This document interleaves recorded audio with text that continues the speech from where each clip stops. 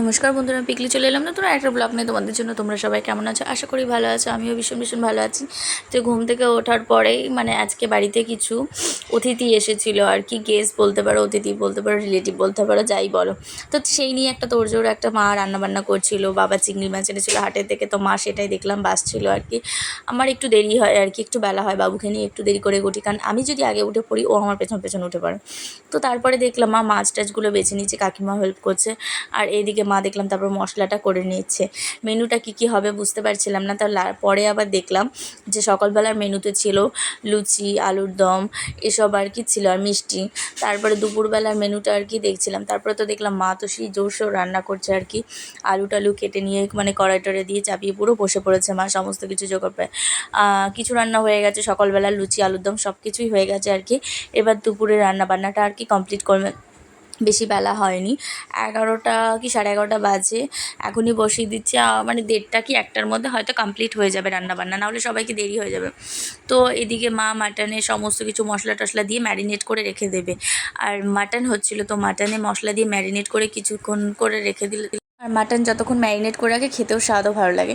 তো এইদিকে ননদের ছেলেমেয়েরা সবাই, ওরা অনেক দিন পর এসেছিলো, তো ওরা বাইরে এদিকে আনন্দ করছিল। আর সত্যি কথা বলতে এত গরম পড়েছে না, মানুষ ঘরে আর থাকতেই পারছে না। তো বারান্দার দিকটা একটু ঠান্ডা ছিল, তো বারান্দার দিকে সবাই এনজয় করছিল। আর আমার বাবুটা তো ওরা আসার পরে থেকে ওদের কাছ থেকেই নড়ছে না। ও একটু লোকজন ভীষণ ভালোবাসে, সবার সাথে থাকতে চায়, খেলতে চায়। আর ওই বাবুটাকে পেয়ে তো ও তো আরোই বেশি আনন্দ।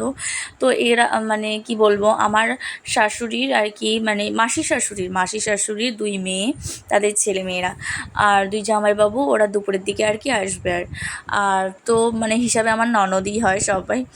আর এদিকে এই ছোট্ট পুচকিটা, ও তো এসেছে। ছোট্ট পুচকি বলা ভুল, এখনও ছোটোই আমাদের কাছে বলতে গেলে। তো বাবুর কিছু হাতের কাজ দিয়েছিল স্কুল থেকে, তো ও এত সুন্দর ওর হাতের কাজটা, আমি ওকে দিয়েই কাজটা করিয়ে নিচ্ছিলাম যে মানু তুমি আমাকে তাহলে এই কাজটা করে দিয়ে যাও। আর সত্যি কথা বলতে এইসব আর্টের দিকে আমার একদম হাত নেই, আর আমি পারিও না। তো ওরা হাতের কাজটা ভীষণ ভালো, তো ওকে দিয়েই করিয়ে নিচ্ছিলাম আর কি। তো তারপরে এইদিকে খাওয়ার তো জোগাড়পাতি আরম্ভ হয়ে গেছে, অলরেডি 1:30 বাজে, তো একটু বেলাও হয়ে গেছিলো। 2 জামাইবাবুও চলে এসেছিলো। এত গরম কি বলবো, সবারই খুব কষ্ট হচ্ছিল। তো আজকে বারান্দায় সবাই মিলে একসাথেই আর কি, বারান্দায় হলে অনেকটা বড় লম্বা বারান্দা আমাদের, সেখানেই জোগাড় করলে সুবিধা হবে, সবাই মিলে একসাথে বসেও খাওয়া দাওয়া যাবে। তো তারপরে এদিকে তো মার সবাই মিলে ওরা খাবার দাবার বাড়ছে, আর এইদিকে আমি ধরে ধরে একটুখানি হেল্প করে দিচ্ছিলাম।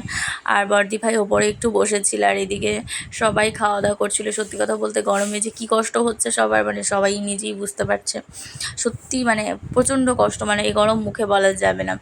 তো জামাইবাবুরা তো গরমের চোটে আর গায়ে কিছু রাখতেই পারছে না, এতটাই গরম। তো প্রচণ্ড প্রচণ্ড গরম। তো এই ছিল 2 জামাইবাবু। তো বাবা এদিকে সবাই মিলে, আমার বর সবাই মিলে আর কি একসাথেই বসেছিল আর কি। 2 দেওর ছিল আমার, সবাই মিলে এক জায়গায় বসেছিল, জায়েরা কেউ ছিল না আর কি বাড়িতে, তো সেই কারণে ওরা নেই। তো বাদ বাকি এদিকে সবাই মিলে, আর পর্দাটা না টেনে দিলে না, এতটা রোদ্দুর আসছিল বাইরের দিক থেকে, গরমে আর সহ্য করা যাচ্ছিল না, এতটা অসহ্য হয়ে যাচ্ছিল। তো বন্ধুরা, আজকে ব্লগটা এখানে শেষ। ভালো লাগলে লাইক কমেন্ট শেয়ার করতে ভুলবে না কিন্তু। Bye bye, tata.